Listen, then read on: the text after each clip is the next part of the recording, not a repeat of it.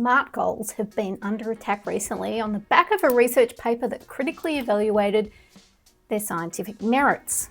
In short, the paper found SMART goals have no scientific basis. But here's the thing. George Doran, the business consultant who coined the term in 1981, never claimed SMART was research-based. And furthermore, use of SMART goals has drifted in 4 significant ways from Doran's original ideas. Number 1, A was for assignable, not achievable.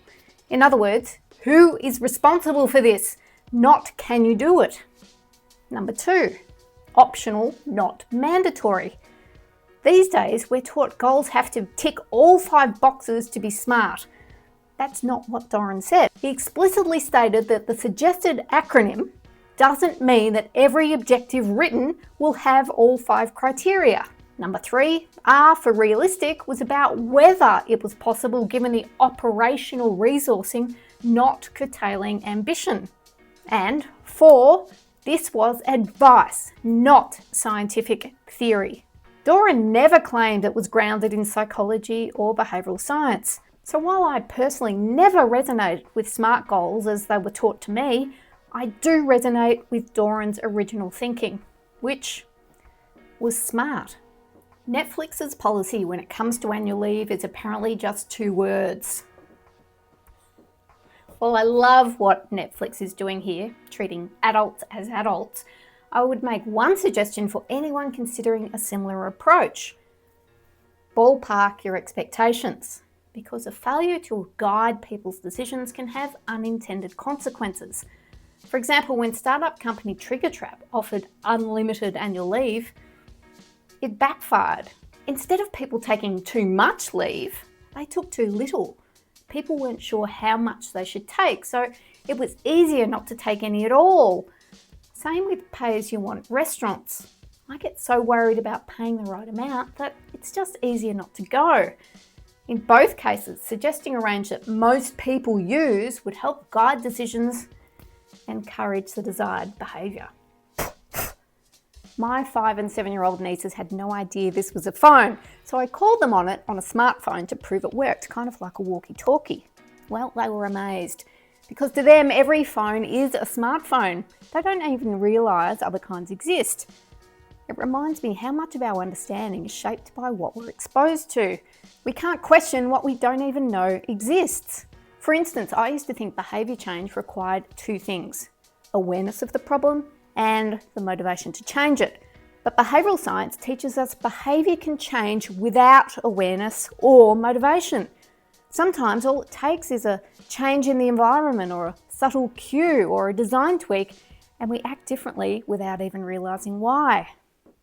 If you think that's both scary and exciting, you're right.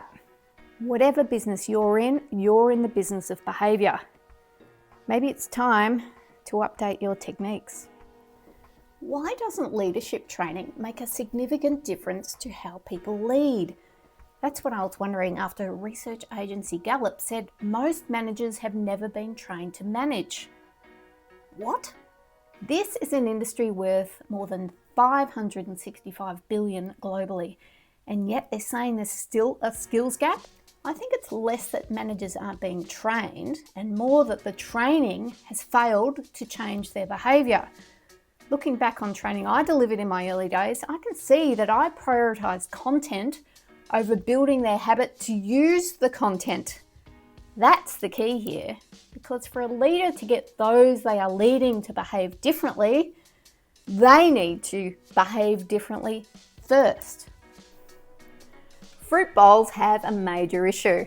The fruit at the bottom tends to rot. So artist Paul Coxedge has challenged the very design of these bowls we have taken for granted. He's created an exploded fruit bowl where each piece of fruit sits on a single shelf, like planets in the galaxy. By not stacking fruit on top of each other, it's easier to access and keeps the fruit fresh. Now, when it comes to behaviour change in organisations, most programs resemble a traditional fruit bowl. Lots of ideas thrown in together and some rot at the bottom while new ones get piled on top.